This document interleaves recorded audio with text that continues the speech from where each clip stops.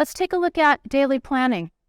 The number one thing that you can do for daily planning is at the end of each day, implement your 3+3.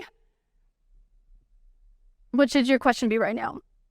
What's your 3+3? Very good, honor students. So your 3+3 is when at the end of your workday, whatever time that might be 4:45 in the afternoon, might be 7:45 in the evening, whatever the end of your day is that you have defined, you're going to sit down and think about everything that you've accomplished, you've removed from your plate, and then what are the next 3 priorities that you need to make sure get addressed the next day? Do you have more than 3 things to do? Oh, yeah. But as we mentioned earlier, if everything's a priority, then nothing's a priority. So what 3 tasks do you need to make sure you focus on as early in the day as possible? That's your first 3. Your +3 becomes your bonus 3. So if all the stars align and you can actually finish those top 3, then you do your little happy dance and you can move into the next 3 priorities on your list.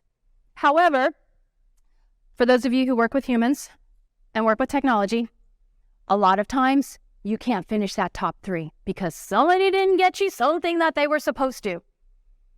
And when that happens, when our plans do not go the way we wanted them to, that's when we tend to get frustrated, mad, anxious, some kind of negative feelings.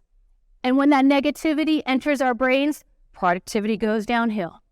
And we go after those 1s and 2s. We go off on tangents and get lost in email for 90 minutes and wonder, where did the last 90 minutes of my life go? So that's why your +3 can be your backup 3 when the first 3 don't go according to plan. Set your timer for your tantrum, 2 minutes, 5 minutes, however much time you need to get that out of your system. And then your brain will get refocused much more quickly on your 5s and 4s if you already have this +3 lined up. On some days, because you have so many meetings, this might only be a 1+1. So consider that at the end of the day. And the reason why I recommend it's at the end of the day is because most folks I work with have brain overdrive. Their brains don't shut off. In the evenings, they keep thinking about work, thinking about what else needs to be done. They might be able to get to bed, and then 2 in the morning, they think of something else.